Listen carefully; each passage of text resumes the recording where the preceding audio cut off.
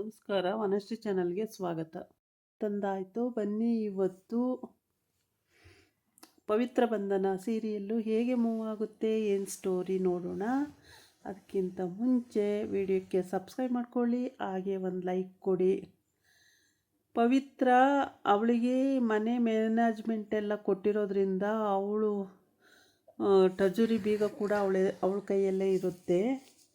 ಹಾಗಾಗಿ ಯಾವುದೇ ಜವಾಬ್ದಾರಿ ಕೂಡ ಅವಳೇ ಮಾಡಬೇಕಾಗುತ್ತೆ. ಹಾಗಾಗಿ ದಿಂಬಡಿ ಅವಳು ಬೀಗ ಇಟ್ಟಿರ್ತಾಳೆ. ಆ ಬೀಗನ ಪಟಾಯಿಸಿ ಅವರ ಅಂದರೆ ದೇವು, ಚಿಕ್ಕಪ್ಪ, ಚಿಕ್ಕಮ್ಮ, ಚಿಕ್ಕಪ್ಪನ ಮಗ 3 ಜನ ಸೇರಿಕೊಂಡು ಒಂದು ಫೈಲು 14 ಕೋಟಿನೋ 20 ಕೋಟಿದು ಒಂದು ಫೈಲು ಮತ್ತು ವಜ್ರದ ಹಾರಗಳು, ಸ್ವಲ್ಪ ದುಡ್ಡು ಎಲ್ಲ ಎಗರಿಸ್ಬಿಟ್ಟಿರ್ತಾರೆ.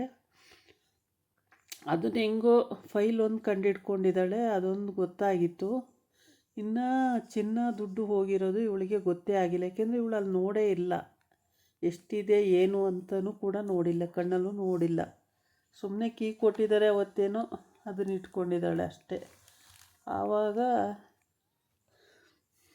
ಸೂಕ್ಷ್ಮವಾಗಿ ಬಳೆಗಾಜು ಸಿಗುತ್ತೆ. ಆ ಬಳೆಗಾಜನ್ನು ನೋಡಿ ಇದು ಚಿಕ್ಕತ್ತೆದೆ ಬಳೆಗಾಜು ಅಂತ ಗೊತ್ತಾಗುತ್ತೆ. ಸರಿ ಅಂತ ಅವ್ರ ರೂಮಿಗೆ ಹೋಗ್ತಾಳೆ. ಹೋಗ್ಬಿಟ್ಟು ಅಲ್ಲಿ ವಿಚಾರ ಮಾಡ್ತಾಳೆ. ವಿಚಾರ ಮಾಡಿದಾಗ ಅವರು ಯಾರೂ ಒಪ್ಕೊಳ್ಳೋಕ್ಕೆ ರೆಡಿನೇ ಇರಲ್ಲ. ಆವಾಗ ಏನು ಮಾಡ್ತಾಳೆ, ಈ ಬಳೆಗಾಜನ್ನು ಕೂಡ ತೋರಿಸ್ತಾಳೆ. ಬಳೆಗಾಜು ತೋರಿಸಿದ್ರೂ ಒಪ್ಕೊಳ್ಳೋಕ್ಕೆ ರೆಡಿ ಇರಲ್ಲ. ಆಗ ಸುಮ್ಮನೆ ಆಗಿರ್ತಾಳೆ, ಅಲ್ಲೇ ಮಾತಾಡ್ತಿರ್ತಾಳೆ. ಈ ಕಡೆ ಮಾವ ಸೊಸೆದು ಮಾತುಕತೆ ನಡೀತಾ ಇರುತ್ತೆ. ಆ ಟೈಮಿಗೆ ಕರೆಕ್ಟಾಗಿ ಅವಳ ಗಂಡ ದುಡ್ಡೆಲ್ಲ ಬ್ಯಾಗಿಗೆ ಹಾಕ್ಕೊಂಡು ಕಾರ್ ಸ್ಟಾರ್ಟ್ ಮಾಡಿಕೊಂಡು ಒಂದೇ ಉಸಿರಿಗೆ ಹೋಗ್ತಾ ಇರ್ತಾನೆ. ಇವಳೇನು ಮಾಡ್ತಾಳೆ, ಇವತ್ತು ಗ್ಯಾರಂಟಿ ಕಂಡುಹಿಡಿತೀನಿ ಅಂತ ಫಾಲೋ ಮಾಡಿಕೊಂಡು ಇನ್ನೊಂದು ಕಾರಲ್ಲಿ ಹೋಗ್ತಾಳೆ. ಹೋದರೆ ಹಾಸ್ಪಿಟ್ಲ್ ಹತ್ರಕ್ಕೆ ಹೋಗೋದಾಗಿದೆ. ಹಾಸ್ಪಿಟ್ಲ್ ಹತ್ರ ಹೋಗಿ ಅಲ್ಲಿ ಆಯಮ್ಮಂಗೆ ದುಡ್ಡು ಕೊಡ್ತಾನೆ ಅಷ್ಟೂ. ಆ ದುಡ್ಡನ್ನ ನೋಡ್ತಾಳೆ ಇವಳು ಕೊಡೋದನ್ನು. ಆಮೇಲೆ ಏನೋ ಹೇಳ್ತಾ ಇರ್ತಾನೆ, ಒಂದು ಕೇಳಿಸಿರಲ್ಲ ಅವಳಿಗೆ. ಹಾಸ್ಪಿಟ್ಲಲ್ಲಿ ಡಿಸ್ಚಾರ್ಜ್ ಮಾಡಿ ಅಂತಿದ್ದೀನಿ, ಹಾಗೆ ಹೇಳ್ತಾಯಿದ್ದೀನಿ, ಹೀಗೆ ಹೇಳ್ತಾಯಿದ್ದೀನಿ ಅಂತ ಏನೇನೋ ಹೇಳ್ತಾ ಇರ್ತಾನೆ. ಅಷ್ಟೊತ್ತಿಗೆ ಇವಳು ಅದನ್ನು ತುಂಬ ದೂರದಿಂದ ನೋಡ್ತಾಳೆ, ಏನು ಕೇಳಿಸಲ್ಲ. ಆದರೆ ಕೈ ಸೊನ್ನೆ ಬಾಯಿ ಸೊನ್ನೆ ಮಾಡಿ ಹೇಳೋದು ಅರ್ಥ ಮಾಡ್ಕೋಬೋದೇನೋ ಗೊತ್ತಿಲ್ಲ. ಆದರೆ ಆ ಥರ ಹೇಳಿ ನಾನಿದ್ದೀನಿ, ಏನೂ ತೊಂದರೆ ಆಗೋದು ಬೇಡ, ಆರಾಮಾಗಿರಲಿ ಅಂತೆಲ್ಲ ಹೇಳಿರ್ತಾನೆ. ಹ್ಞೂ ಅಂತ ಅಂದ್ಕೊಂಡು ಆ ಥರ ಇದು ಮಾಡಿರ್ತಾರೆ. ಅದಕ್ಕೆ ಆ ಅಮ್ಮ ಯಾರು, ಅವಳು ಮಗಳು ಯಾರು, ಅದೇನೂ ಗೊತ್ತಾಗಿಲ್ಲ ಇನ್ನೂ. ಅವಳು ಗೊತ್ತಾದರೆ ಇವನು ಸ್ವಲ್ಪ ಸೇಫ್ ಆಗ್ತಾನೆ. ಹಾಗೆ ಇವಳು ಕಣ್ಣಲ್ಲಿ ನೋಡಿಬಿಡ್ತಾಳೆ, ತುಂಬ ಬೇಜಾರಾಗುತ್ತೆ. ಕೈಗೆ ದುಡ್ಡು ಕೊಡೋದನ್ನು ಕೂಡ ನೋಡಿಬಿಡ್ತಾಳೆ. ಆ ಅಮ್ಮ ಯಾರು, ಮಗಳು ಯಾರು, ಅದೇನು ಕತೆ ಒಂದು ಗೊತ್ತಾಗಲ್ಲ. ತುಂಬಾ ಬೇಜಾರಾಗ್ತಾಳೆ, ಕಣ್ಣೀರು ಬರ್ತವೆ. ಕಾರ್ ಸ್ಟಾರ್ಟ್ ಮಾಡ್ಕೋತಾಳೆ, ಹಿಂದೆ ರಿವರ್ಸ್ ತಕ್ಕೋತಾಳೆ, ಸೀದಾ ಮನೆಗೆ ಹೋಗ್ತಾಳೆ. ಅಪ್ಪ ಅವಳು ಆಶ್ಚರ್ಯವಾಗಿ, ಅಂದರೆ ಹಾಸ್ಪಿಟ್ಲಲ್ಲಿ ಬಂದಿದ್ದಿದ್ರೆ ಅವಳಿಗೆ ಗೊತ್ತಾಗಿರೋದು ಏನು ಎತ್ತ ಅಂಥೇಳಿ. ಅವಳು ಹಾಸ್ಪಿಟ್ಲ್ ಒಳಗೆ ಬರೋದೇ ಇಲ್ಲ, ರೋಡಲ್ಲೇ ಅಷ್ಟು ನೋಡಿರ್ತಾಳೆ. ಆಮೇಲೆ ಆ ಅಮ್ಮನ ಭುಜ ಹಿಡ್ಕೊಂಡು ಹೇಳ್ತಾ ಇರ್ತಾನೆ, ಎದ್ರು ಬೇಡ ನೀನು, ನಾನಿದ್ದೀನಿ ಅಂತ ಹೇಳು ಅಂತೇಳ್ಬಿಟ್ಟೆಲ್ಲ ಹೇಳ್ತಾ ಇರ್ತಾನೆ. ಅದನ್ನೆಲ್ಲ ಕೇಳಿಸ್ಕೊಳಕ್ಕಾಗದೇ ಇದ್ದರೂ ಆಕ್ಷನ್ ಪ್ರಕಾರ ನೋಡ್ತಾ ಇರ್ತಾಳೆ. ಅದೆಲ್ಲ ನೋಡಿ ಭಾಳ ಬೇಜಾರಾಗುತ್ತೆ. ಅದೇನೋ ನಾಯಿ ಬಾಲ ಡೊಂಕಿ ಅನ್ನೋ ಹಾಗೆ ಆಯ್ತಲ್ಲ ಅಂತೇಳ್ಬಿಟ್ಟು ಪುನಃ ಅವಳು ಹತ್ಕೊಂಡು ಕರ್ಕೊಂಡು ಬೇಜಾರು ಮಾಡಿಕೊಂಡು ಹೋಗ್ತಾಳೆ. ಆದರೆ ಇವನು ಯಾರಿಗೆ ಹಾಸ್ಪಿಟ್ಲಿಗೆ ದುಡ್ಡು ಕಟ್ತಿದ್ದಾನೆ, ಈ ಅಮ್ಮ ಯಾರು ಅದು ಗೊತ್ತಾಗಿಲ್ಲ.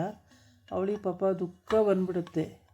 ತುಂಬಾ ಆ ದುಃಖ ಎಲ್ಲ ತಡ್ಕೊಂಡು ಕಾರೊಳಗೆ ಕೂತ್ಕೊಂಡು ರಿವರ್ಸ್ ತಗೊಂಡು ಹೋಗ್ತಾಳೆ.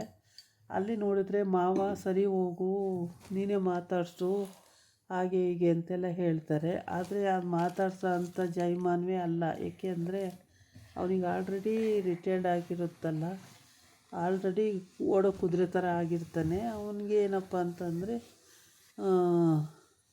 ಈ ರೀತಿಯೇ ಇರಬೇಕು ಅನ್ನೋದು ಒಂದು ಆಗಿರುತ್ತೆ. ಈ ಕಡೆ ತಮ್ಮ ಮತ್ತು ತಮ್ಮನ ಹೆಂಡ್ತಿ, ತಮ್ಮನ ಮಗ ಸಿಕ್ಕಾಕೊಬಿಟ್ಟಿದ್ದಾರೆ. ಈಗ ನಾವಂತ ಕೆಲಸ ಮಾಡಲ್ಲ, ನಾನು ಈ ಮನೆ ಮಗ, ನಾನು ಯಾಕೆ ಕಳ್ತನ ಮಾಡಬೇಕು, ನನಗೇನು ಅದು ಕಟ್ಕೊಂಡು ಅಂತ ಹೆಂಡ್ತಿನೂ ಕೂಡ ಹಾರಾಡ್ತಿರ್ತಾಳೆ. ನಾನು ಈ ಮನೆ ಸೊಸೆ, ನಾನು ಯಾಕೆ ಕಳ್ತನ ಮಾಡಬೇಕು ಹಾಗೆ ಹೀಗೆ ಅಂತೇಳಿ. ಆವಾಗ ಇವಳು ರೂಮಿಗೆ ಹೋಗ್ತಾಳ, ಪವಿತ್ರ ರೂಮಿಗೆ ಹೋಗಿ ಕರೆಕ್ಟಾಗಿ ಕೇಳ್ತಾಳೆ ಎಲ್ಲ ವಿಷಯನೂ. ಕೇಳಿದಾಗ ಅವರು ಬಾಯಿ ಬಿಟ್ಟು ಹೇಳಲ್ಲ. ಆವಾಗ ಅವಳೇನು ಮಾಡ್ತಾಳೆ ಅಂದರೆ ಅಲ್ಲೋಗಿ ಹುಡುಕ್ತಾಳೆ, ಇಲ್ಲೋಗಿ ಹುಡುಕ್ತಾಳೆ, ಎಲ್ಲೂ ಏನೂ ಇರಲ್ಲ. ಏನೂ ಇಲ್ಲದೇ ಕಾರಣಕ್ಕೆ ಅವಳಿಗೆ ಸರಿ ಅಂತ ಹೇಳ್ಬಿಟ್ಟು ಅಲ್ಲ ಮಾವ, ನನ್ನ ರೂಮಿಗೆ ಯಾಕಮ್ಮ ಬಂದೆ, ನನ್ನ ರೂಮಿಗೆ ಯಾಕಮ್ಮ ಬಂದೆ ಅಂತ ಕೂಗಾಡ್ತಿರ್ತಾನೆ. ಅದಕ್ಕೆ ಅಲ್ಲ ಮಾವ, ಏನಾದ್ರು ಬರಬಾರ್ದು ಅಂತ ಇದೆಯಾ ಅಂತ. ಮೊನ್ನೆ ನಿಮ್ಮ ರೂಮಿಗೆ ಬಂದಿದ್ದಕ್ಕೆ ರೂಮಿಗೆ ಬಂದರು ಅಂತ ಹೇಳಿದ್ರೆ ಅದಕ್ಕೇ ನಾನು ಹೇಳ್ತೇನೆ ನಮ್ಮ ರೂಮಿಗೆ ಬರೋದು ಬೇಡ ಅಂತೇಳಿ ಅಂತ. ಸರಿ ಆಯಿತು, ನಿಮ್ಮ ರೂಮಿಗೆ ನಾನು ಏನಕ್ಕೆ ಬರಲಿ, ಏನೋ ಒಂದು ಕಳ್ತನ ಆಗಿದೆ ಅದನ್ನು ಕಂಡುಹಿಡಿಯೋಕ್ಕೆ ಬಂದಿದ್ದೀನಿ ಅಂತ.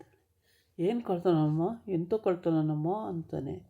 ಆಮೇಲೆ ನನ್ನ ಮಾವ ಅನ್ಬೇಡ ನೀನು ಅಂತ ಹೇಳ್ತಾನೆ. ಆವಾಗ ಅವಳು ಹೆಸರಿಡ್ದು ಕರೀತಾಳೆ. ಹೆಸರು ಕರೆದಾಗ ಇನ್ನೂ ಅವಮಾನ ಆದಂಗೆ ಆಗುತ್ತೆ.